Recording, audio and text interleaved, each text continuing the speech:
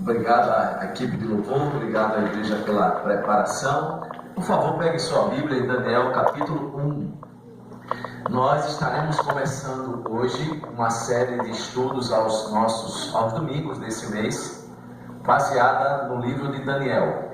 Nós estudaremos alguns capítulos importantes em Daniel e, pela graça de Deus, quero aqui, através do poder do Espírito Santo, aprender verdades importantes para nossa vida. A intenção é poder, através da palavra de Deus, poder renovar a nossa fé, a nossa esperança em Jesus Cristo.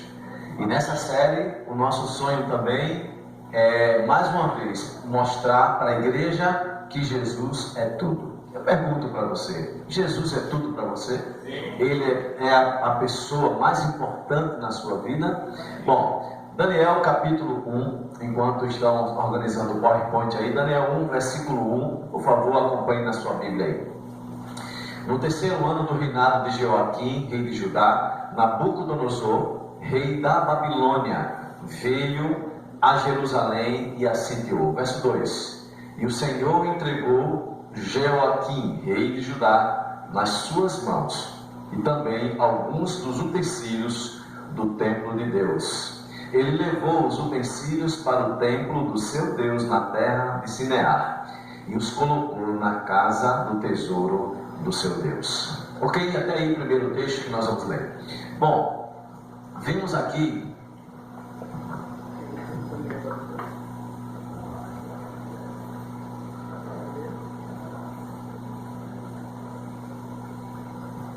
ok, deu certo aí. Então vocês vão estar passando daqui? Vão estar passando por aqui? Bom, então estou colocando aqui, quando está se organizando a gente vira aqui. Então, você vai perceber na leitura que fizemos dos versos 1 e 2, que Deus entrega o rei Joaquim e o seu povo nas mãos de um rei tirano. Que rei era esse? Nabucodonosor.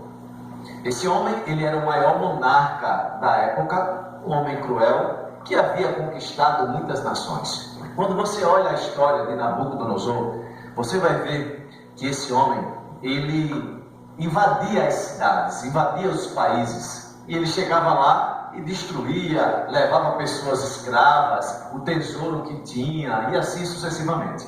Quando a gente fala, no capítulo 1, quando a gente fala de Judá, o povo de Deus, Nabucodonosor com Babilônia, eles invadiram 3 vezes Judá. E aí estão as datas aí na tela para vocês verem aí. A primeira invasão foi em 605, a segunda em 597 e a terceira acontece em 586. Quando você lê esse texto aqui do capítulo 1, verso 1, nós estamos nos referindo aqui à terceira, 586.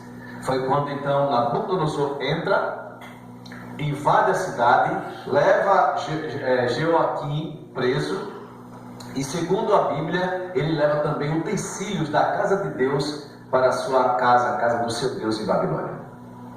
Então, quando você vai ler esse texto, você vai ver que Joaquim e Judá foram conquistados por Babilônia, não porque Babilônia era realmente a grande nação, a grande potência da época. Não foi apenas por isso.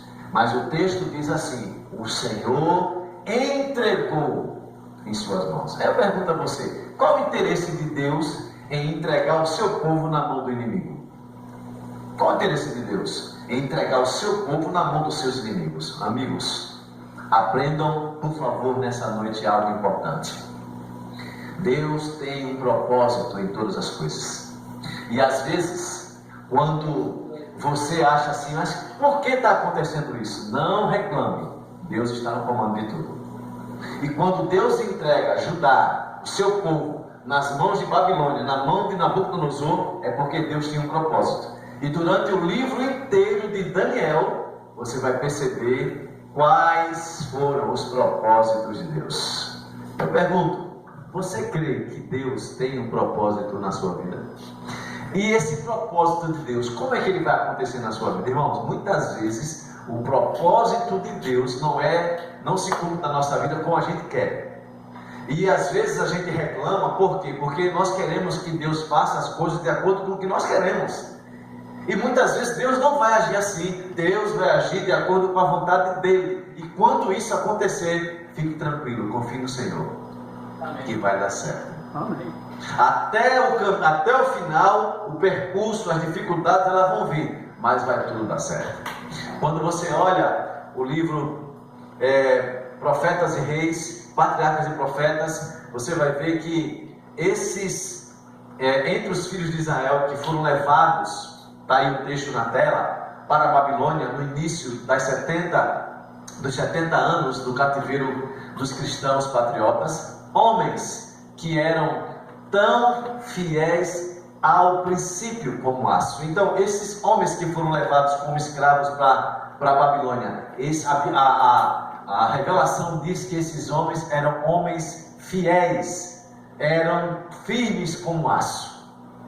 E a Bíblia diz que, o segundo versículo diz que o propósito de Deus de dar às nações pagãs as bênçãos que vêm pelo conhecimento de Jeová, por isso que Deus permitiu que eles fossem levados até Babilônia. Ou seja, Deus, apesar de Babilônia ser uma nação pagã, cruel, má, que levava as pessoas para um caminho errado, matava, escravizava, apesar dessa nação ser uma nação tão perversa, Deus queria salvar essas pessoas.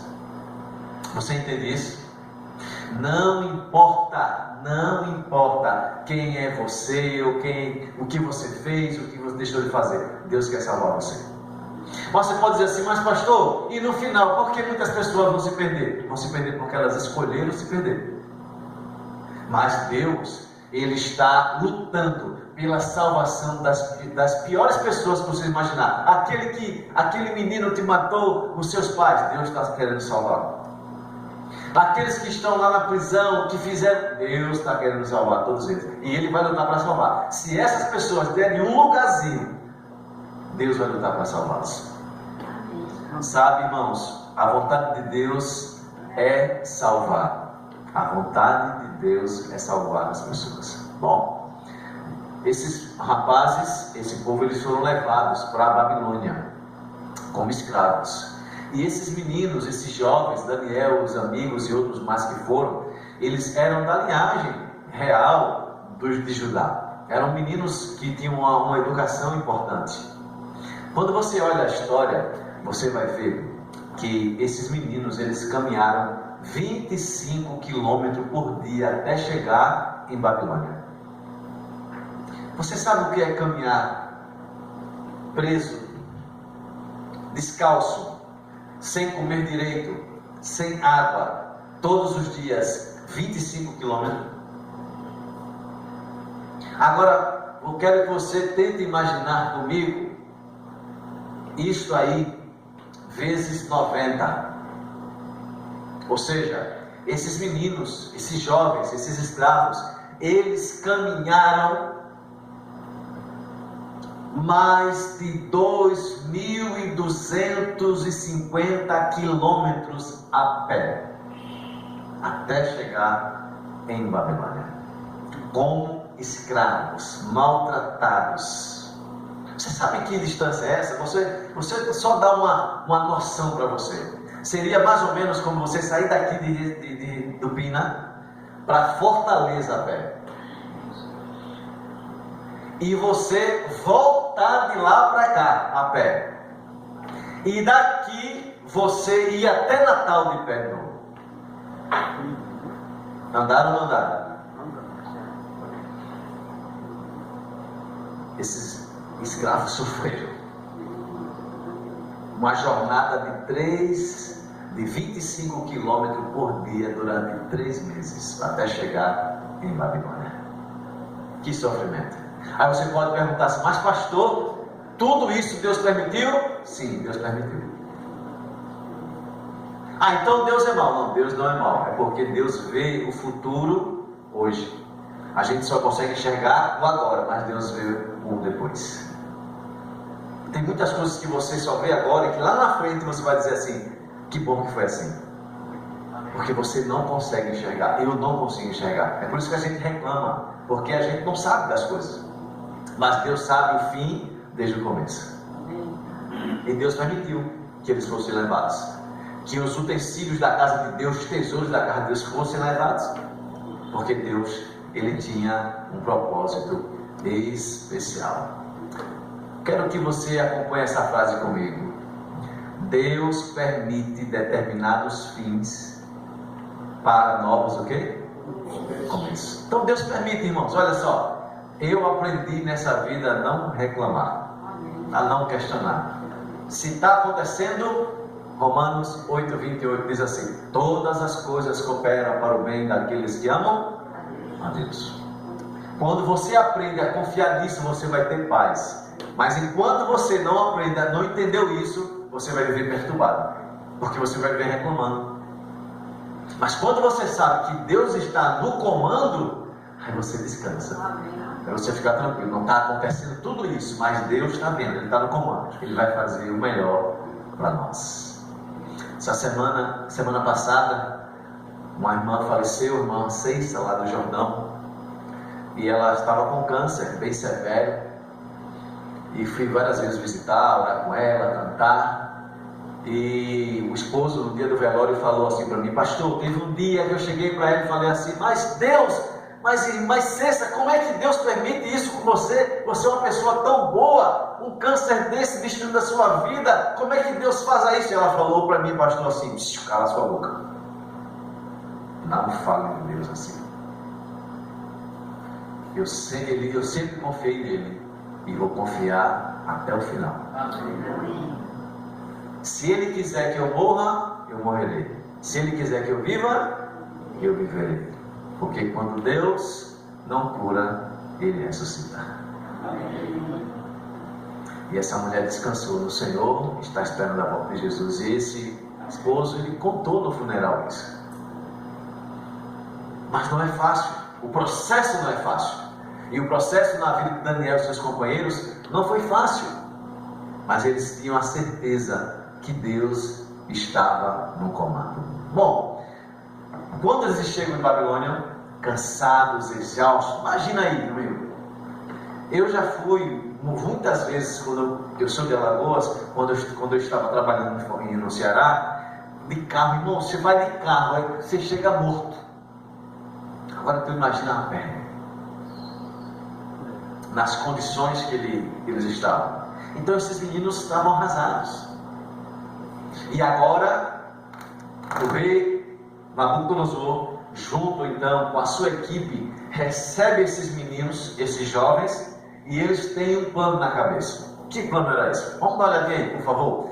Vamos acompanhar comigo aí, a partir do verso 3. Diz o seguinte: depois o rei ordenou a Aspenaz, chefe dos oficiais da sua corte, que trouxesse alguns dos israelitas da família real e da nobreza, jovens sem defeito físico, de boa aparência, cultos e inteligentes, que dominassem os vários campos do conhecimento e fossem capacitados para servir no palácio do rei.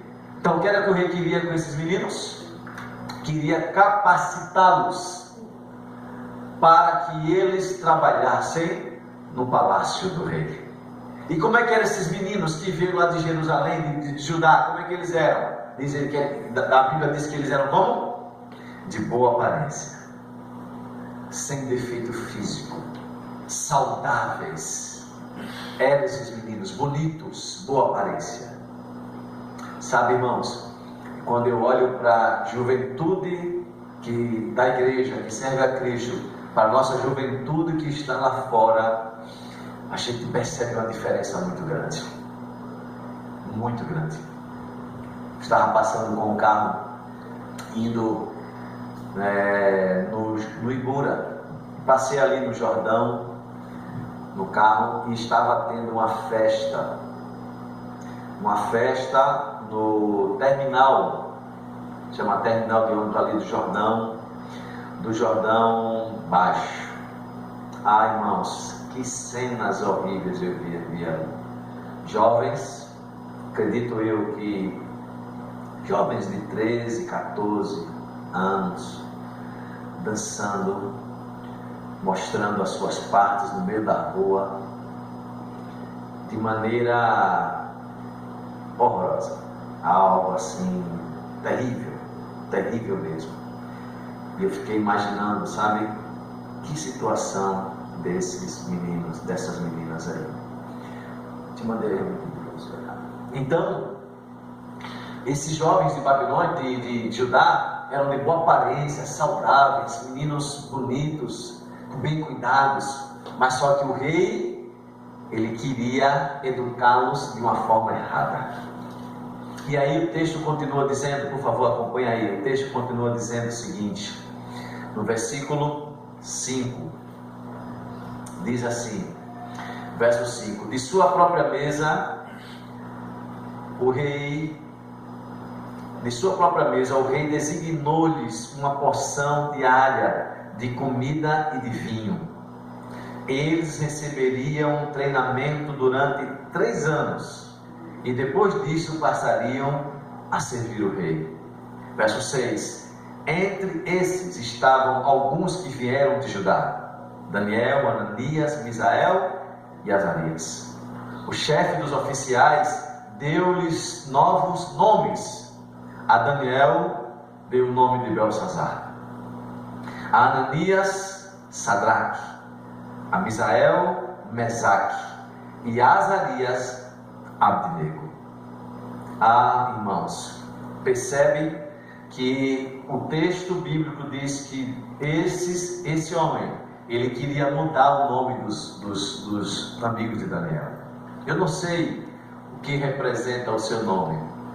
O meu, por exemplo, representa Alberto, rapaz brilhante e de grande nobreza, aquele que é criativo e simpático.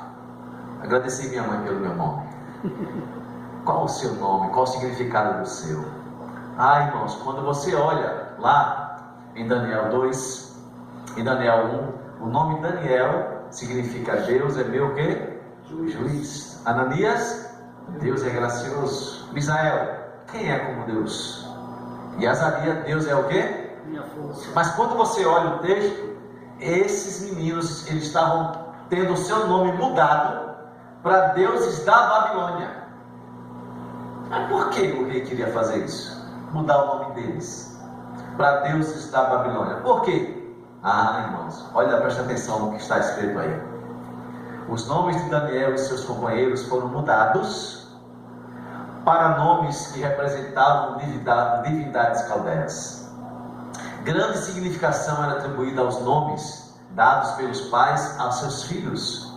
Frequentemente representavam traços de caráter que os pais desejavam ver em seus filhos. O rei não compeliu os jovens hebreus a renunciar de sua fé em favor da idolatria, mas esperava alcançar isto de maneira gradual, dando-lhe nomes significativos de idolatria, levando-os diariamente à íntima associação com costumes idólatras e sob a influência de sedutores ritos culto pagão. Ele esperava induzi-los a renunciar à religião de sua nação e unir-se aos cultos de quem? Então, qual era o objetivo do rei? Eu vou colocar aqui o nome deles, o nome de deuses, e eles agora vão começar a se misturar com a nossa cultura, com os nossos jovens, com os nossos costumes, e daqui a pouco eles deixam de adorar o Deus deles. Você entende isso?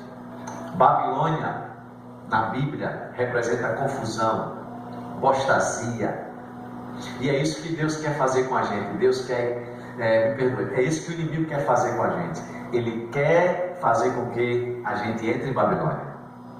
E como é que ele faz isso? Ele faz isso de maneira gradual, devagar. Ele não vai colocando logo você de uma vez. Ele vai colocando esses costumes, essas tradições, bem devagarzinho, para que a gente vá caminhando para a Babilônia também. Como assim, pastor? Deixa eu dizer algumas coisas para vocês que são de Babilônia. Por exemplo, sexta-feira 13. Se você viu um gato preto, o que é que vai acontecer? O que é que acontece? Segunda tradição, o que acontece? Rasga. Se passar embaixo de uma escada, Sabe? Mas o que é isso, pastor? Babilônia.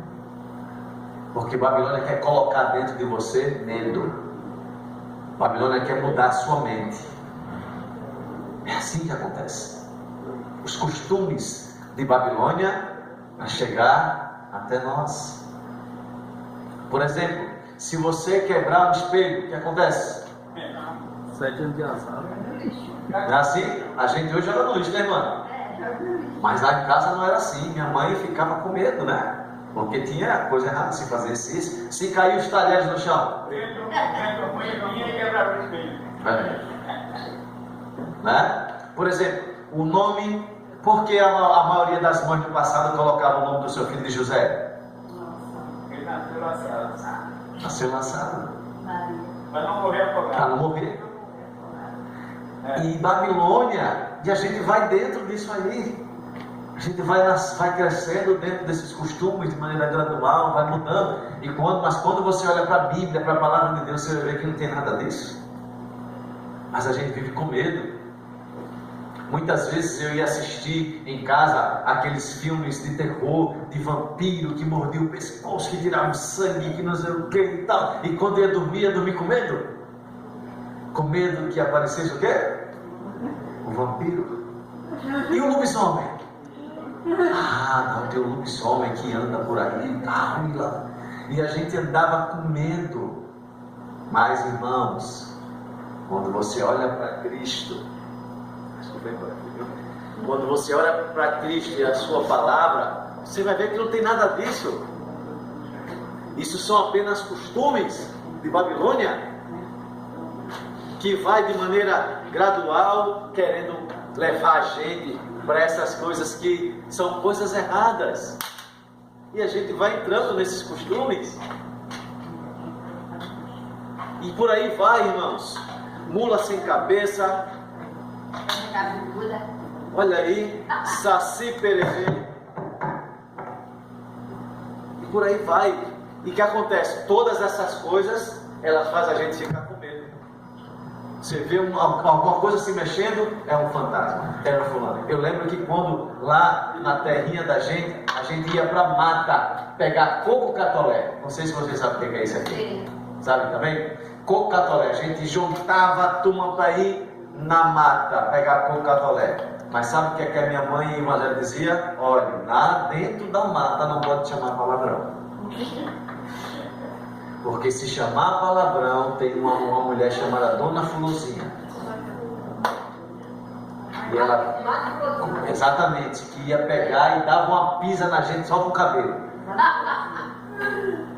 Então a gente entrava na mata querendo pegar o catolé, mas com medo da Dona Fulozinha.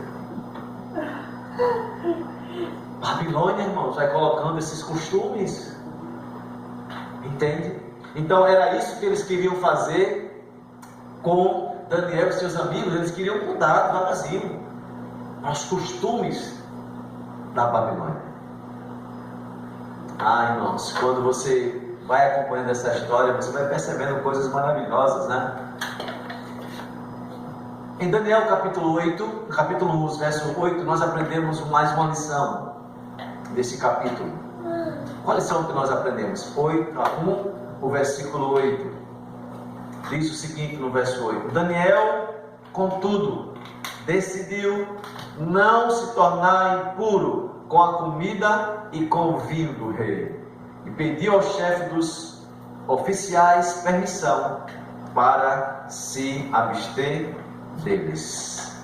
E Deus fez com que o homem fosse bondoso para com Daniel e tivesse simpatia por ele.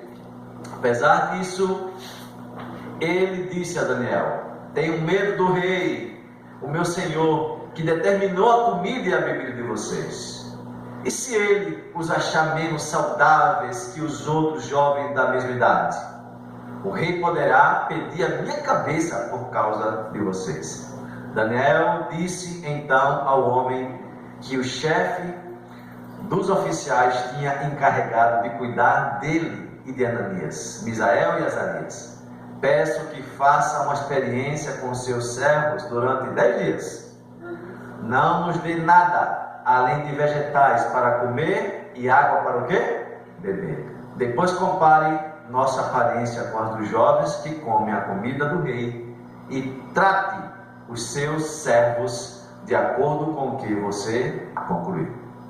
Irmãos, Daniel falou assim: olha, rei, esses nomes aí a gente não está gostando muito bem dele, não.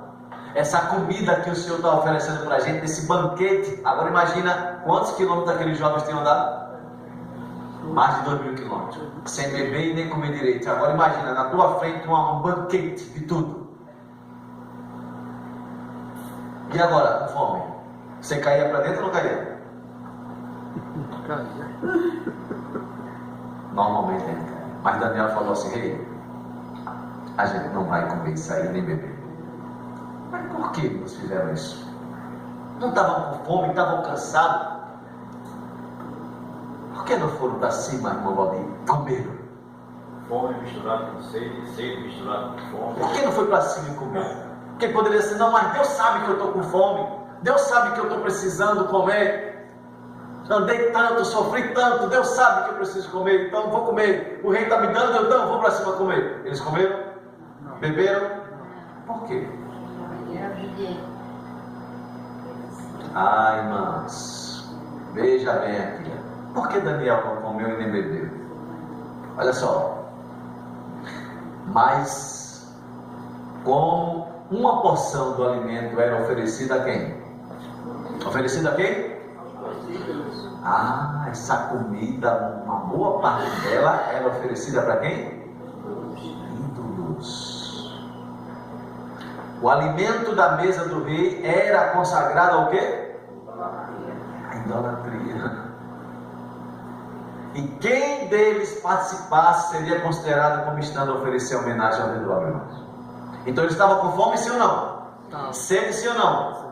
Mas eles falaram: a gente não vai comer. Por que não vai comer? Porque isso aí não é oferecido para o meu Deus. É oferecido para os deuses da Babilônia. Então a gente não tem parte nenhuma com isso. A gente morre de fome aqui, de sede, mas a gente não vai comer. Sabe o que é isso, irmãos?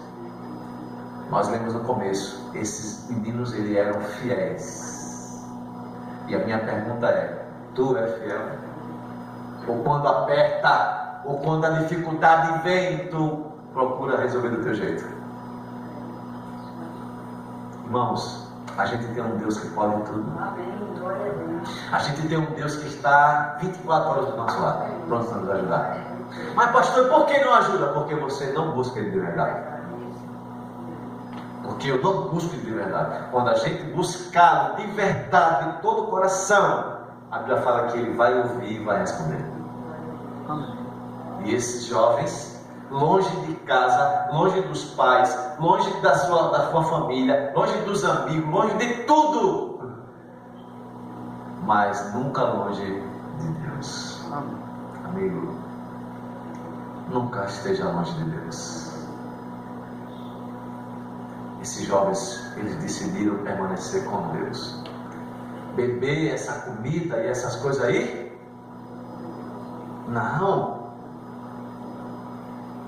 Comer essas coisas oferecidas aos deuses, essas comidas impuras? Não vou comer.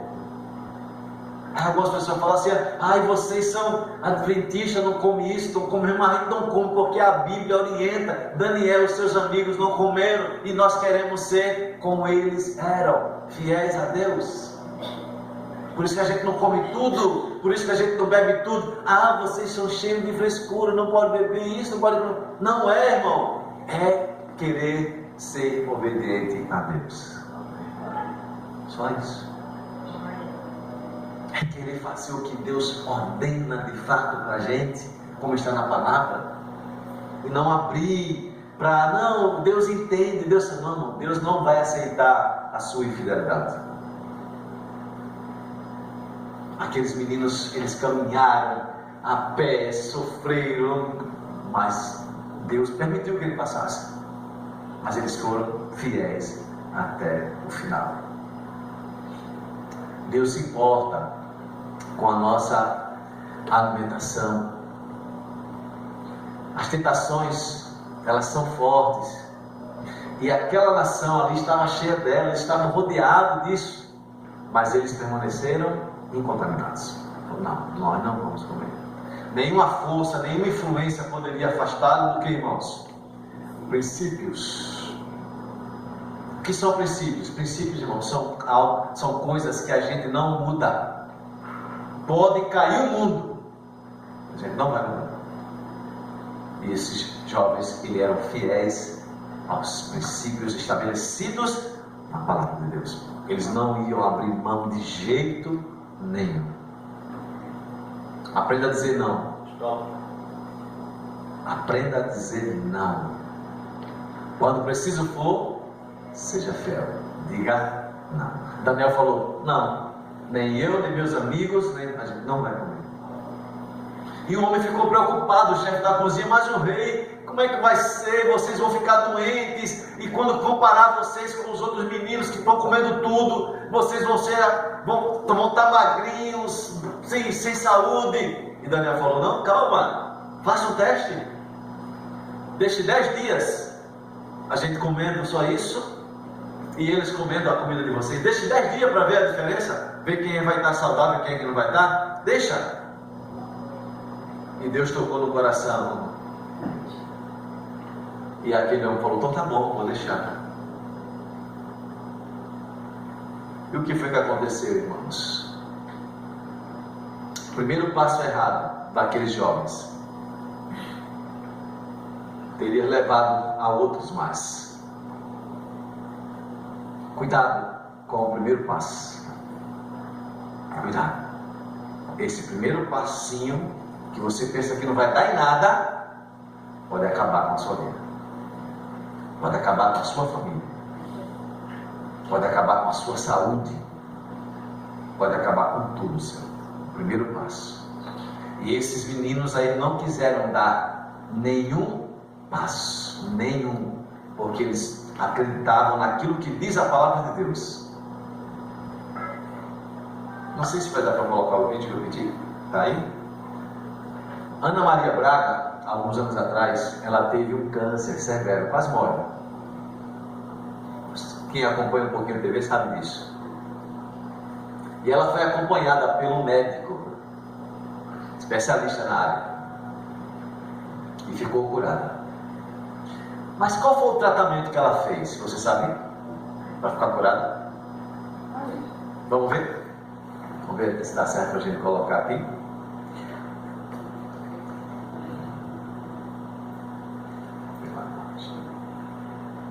Especialistas do Brasil e no mundo, eu diria, viu? O currículo dele, se eu fosse falar inteiro, é muito vasto. Mas eu sei que ele é um grande estudioso de verdade do tema, e ele é diretor-geral do Centro de Oncologia da Beneficência Portuguesa, aqui em São Paulo. Ele está lá já há 13 anos. Além disso, há 5 anos é membro do comitê gestor do Centro de Oncologia do Hospital Albert Einstein. E eu tenho o privilégio danado de tê-lo como amigo, anjo da guarda e também meu médico, Dr. Antônio Carlos Buzatti. Bem-vindo, doutor. Muito bom, viu? Tê-lo aqui com a gente. Muito obrigado. Tem chegado, estamos dizendo aqui agora, tem chegado muitas perguntas a respeito de se tem algum alimento que possa prevenir o câncer. Essa área eu adoro, você sabe disso. Mas eu vou dar uma mensagem simples, uma vez eu falei isso no seu programa, mas agora é sério. Ouçam com atenção. Se você quer reduzir o risco de câncer, alimentando-se de modo saudável, a receita é simples. Não precisa pagar nutricionista, não precisa pagar ninguém consulta cara. A dieta chama dieta divina. Como assim, gente? É para comer só o que Deus fez. Eu acho, olha, você olha, fala, foi Deus, não foi, tá fora. Simples assim. Para dar uns exemplos aqui, Deus não fez petit gâteau com sorvete, não fez creme brulee, não fez cheesecake, não fez bolachinha, não fez linguiça. Nem vou comentar a linguiça, senão me emociono. Não fez nada disso. Presunto, mortadela. Você quer uma dieta que reduz o risco de câncer? Eu vou lhe dar já. É a dieta divina. O tudo é excepção. Mas a receita é simples. Não, se você quiser pagar R$2.000 para um nutricionista, com certeza você vai achar um. Mas se você seguir o que eu estou falando, você vai reduzir o risco. Por exemplo, a dieta inflamatória em adolescentes. O que é dieta inflamatória? É dieta muito rica em carboidrato. O que o adolescente adora comer? Doces, refrigerantes, sucos. Isso é tudo péssimo. Sorvete é tão bom. Qual? Sorvete é tão bom. Sorvete é bom, mas é veneno gostoso. Escreva aí. O ponto é que isso aumenta o risco de câncer em mulher jovem. Eu vejo mulheres hoje com 30 anos, eu procuro causas genéticas, não acho nada. Aí você vai tirar uma história. Ah, quando eu era jovem, o doutor comia muita porcaria. E hoje a literatura mostra. A ingesta era chamada dieta inflamatória, que é ser rica em carboidratos. Aumenta o risco de câncer numa mulher jovem. Então, não era assim antes. Então, nós criamos o próprio veneno. No começo do século, nós criamos o açúcar refinado. Então, se na minha casa não tem açúcar, se eu puser açúcar, aquele açúcar branco lá, eu vou dar a luz lá dentro. Mas e o mais escurinho? Não, ele é um pouco menos pior, mas também não foi criado por Deus. Se você achar na Bíblia alguma citação de algum açúcar, você me avisa. Deve ser o terceiro testamento, que esse não apareceu ainda. Então, a gente precisa atentar à nutrição. Nutrição é coisa séria. E por que é? Essa é a pergunta que ninguém faz. Por que dieta é importante? Porque ela faz duas coisas. Primeiro, ela mudou o sistema imune. Quando você está em imunoterapia, eu falei, Ana, ouça com atenção, dieta divina, só pode comer coisa saudável, porque o seu sistema imune fica mais ativo, fica melhor. Essa é a primeira parte. E o contrário é verdade. Comeu porcaria, sistema imune porcaria. Simples e até rima. E o negócio da laranjada? Não, os sucos não são bons, porque Deus não fez suco. Fez a laranja? Fez a laranja. Então aí, essa laranja você pode comer bastante. Você já viu alguém comer em 10 segundos 6 laranjas? Não. Não. Mas toma o suco, você toma 6 laranjas em 10 segundos e ainda fez uma parte pior. O homem é tão criativo, coisa ruim, que ele tirou a fibra da laranja. Ele coou a laranja. Por que Deus pôs o açúcar da fruta na fruta? Porque está preso em fibras. Isso diminui a absorção do açúcar. Por isso que a fruta é ok, ela é divina.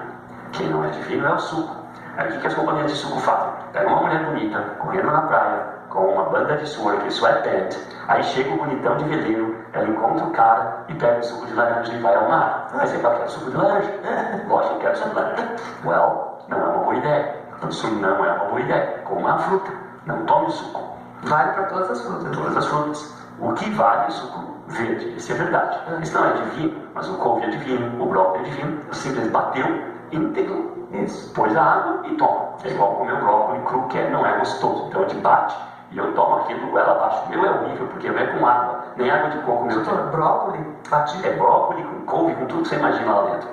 E ele não é gostoso, eu tenho que reconhecer, tem que estar bem gelado, esse negócio é verde, bem gelado ela não desce. Mas eu tomo todo dia. E aquilo aí, pessoal, inclusive esses vegetais, brócolis, couve, são os crucíferos, muito anticâncer, muito anticâncer. Então, ouça dieta divina.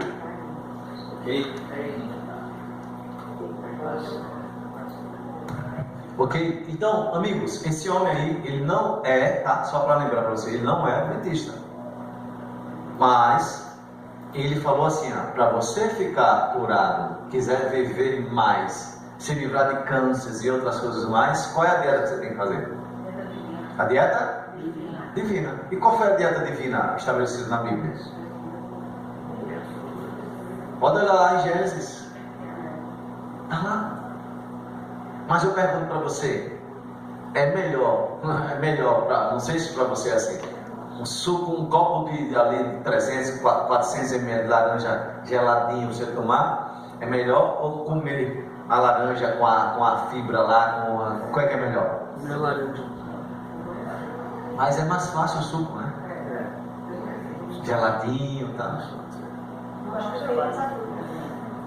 Nós preferimos a fruta. Amém? É isso. Então ele falou de maneira clara, olha, dieta divina. Agora pergunta a você, nós somos atraídos pelo que é mais gostoso ou pelo que é mais saudável? Mais gostoso. Mais gostoso. Normalmente é assim. Nós somos atraídos pelo que é mais gostoso. E hoje está em moda, não é? Aí as comidas de todo jeito se tem. E eu aqui não estou dizendo para você que é pecado, não é isso. Mas só que esse tipo de comida e de bebida não pode se tornar hábito na nossa vida. Não pode, porque senão nós vamos adoecer.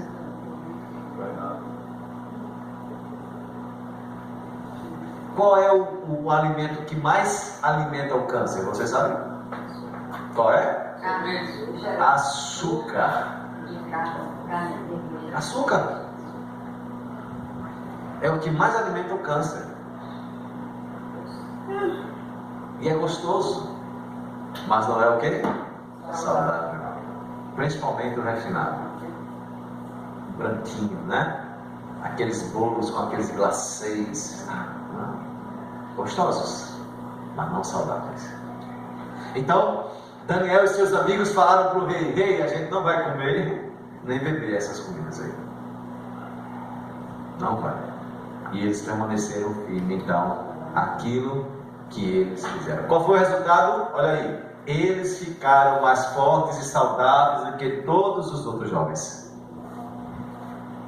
Irmãos, a dieta divina é aquilo que a gente precisa colocar em prática. Lá no capítulo 1, verso 20, diz que eles ficaram 10 vezes mais inteligentes do que todos os magos e encantadores que haviam em todo o reino.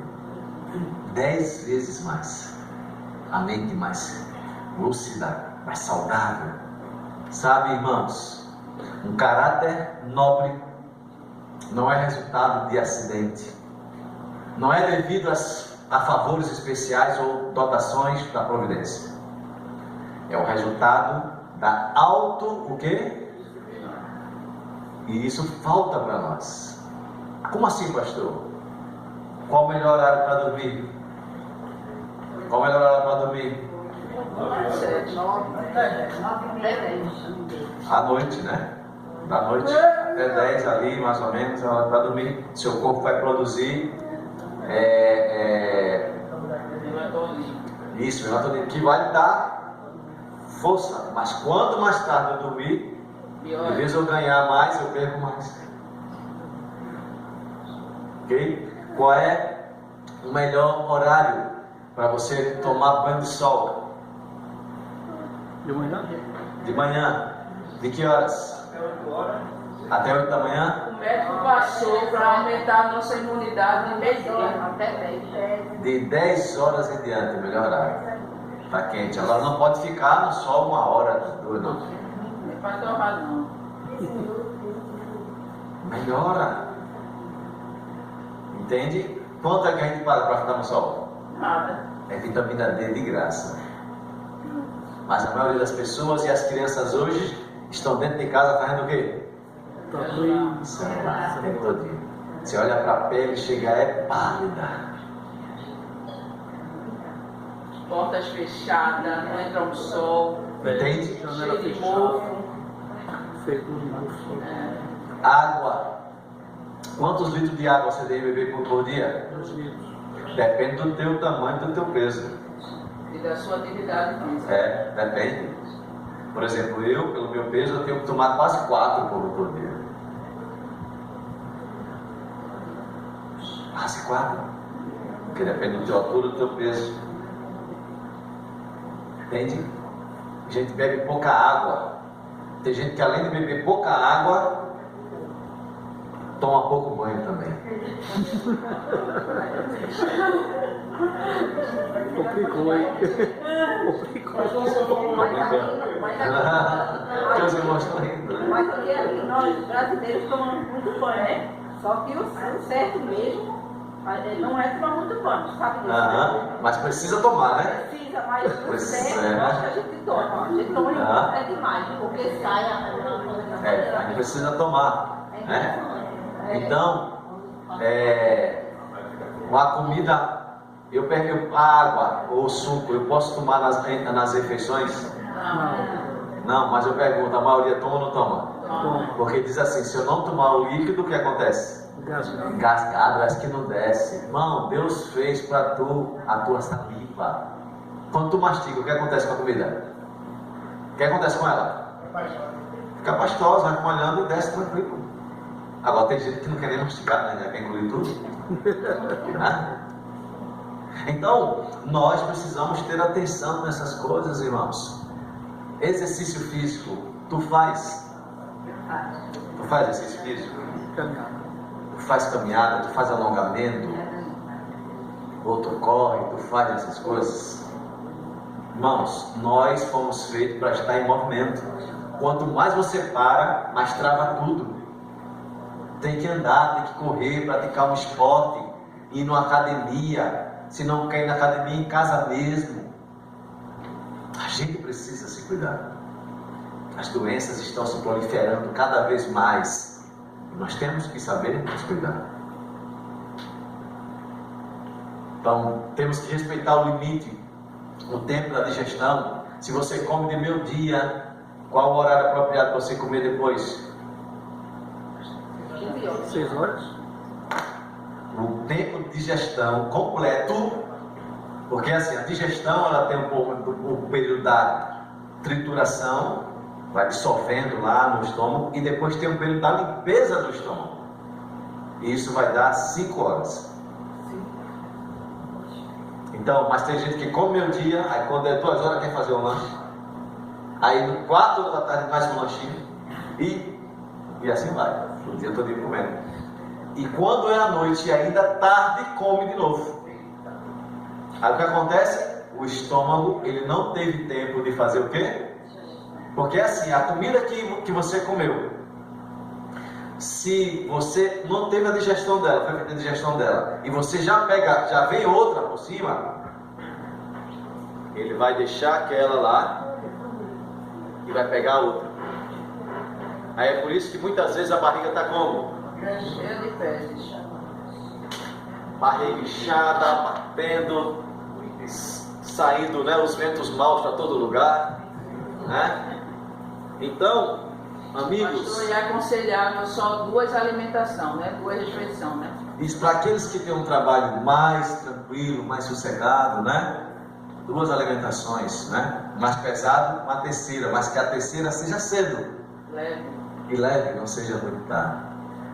Amigos, Daniel e seus amigos, eles seguiam assim. Mas Babilônia queria mudar. Babilônia quer que você vá para a hamburgueria. Babilônia quer que você vá para pizzaria, comer muito queijo, muita massa e refrigerantes e tal. E isso vai acabar. Vejam bem, eu estou falando de o ideal. Porque você tem um ideal e você tem um real. Pastor, mas eu não posso comer uma pizza. Não pode, se você se cuida e tem uma gordurinha um momento todo, pode comer sim. Mas se você colocar isso como prática, você vai adoecer. Sabe, no capítulo 1 de Daniel, você vai perceber que havia os costumes de Babilônia e as orientações de Deus. E o mundo hoje está nesses 2 patamares também. As instruções de Babilônia e as orientações de Deus. Os jovens que seguiram a orientação de Deus, eles ficaram mais o quê? Saudáveis e mais inteligentes quantas vezes? 10 vezes. Ah, irmãos, é isso que vai acontecer conosco, se a gente quiser seguir as orientações de Deus. Olha, deixa eu dizer uma coisa para você. Nessa noite você veio aqui porque Deus queria que você ouvisse tudo isso. Amém.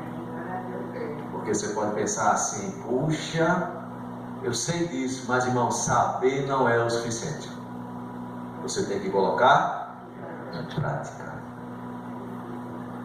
Colocar em prática. E a gente precisa melhorar os nossos hábitos para que Deus possa nos usar mais. Como é que Deus vai usar uma pessoa doente? Uma pessoa doente, ela vai estar onde? No hospital ou em casa.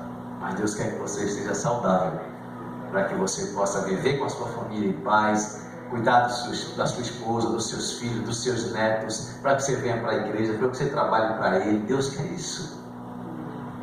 Mas o inimigo não quer isso.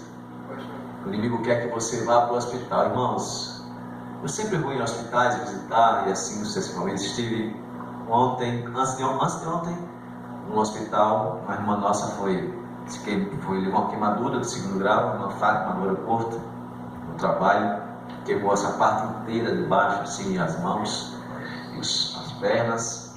E quando você vai entrando no hospital, aí você vê um com a cabeça rachada, aí vê um com o olho furado, com a perna quebrada, e assim, são cenas, meu Deus, que cena de horror. Muitas dessas coisas a gente poderia estar livre delas, se a gente colocasse e fizesse aquilo que Deus manda.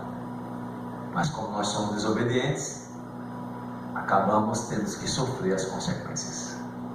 Amigos, vamos obedecer a Deus, fazer o que Deus manda, porque Deus tem propósito na nossa vida. Amém. Agora, quando é que nós vamos fazer isso? Quando Cristo for tudo para você. Quando Cristo for tudo para mim, sou mais importante, eu vou fazer o que Ele quer. Mas enquanto Ele não for, a gente, tanto faz. Mas Cristo deseja ser tudo na sua vida e na minha vida. Nós vamos cantar o mesmo hino, esse será o hino oficial de todas as noites. Cristo, Tu és tudo. Nós vamos cantar agora. E a minha pergunta é: Cristo é tudo para ti? Que Ele seja tudo para você nessa noite. Que você esteja disposto a fazer o que Ele está pedindo. Mesmo que não seja aquilo que você quer, mas faça o que Deus está pedindo, que Ele faz sempre o melhor para nós. Se você crê nisso, enquanto o hino estiver tocando, fique em pé para a gente cantar. E assim como Daniel e os seus amigos foram fiéis a ti, a Babilônia, que o Senhor nos ajude a sermos fiéis aqui neste mundo mal também. Ficar ao teu lado e fazer unicamente a sua vontade. Amém. Que a tua mão abençoadora alcance a todos que vieram. E que essa série que iremos passar juntos, dos domingos especiais, que o Senhor traga o seu povo, para que aqui juntos possamos louvar o teu nome e aprender mais da sua palavra. Em nome de Jesus. Amém. Amém.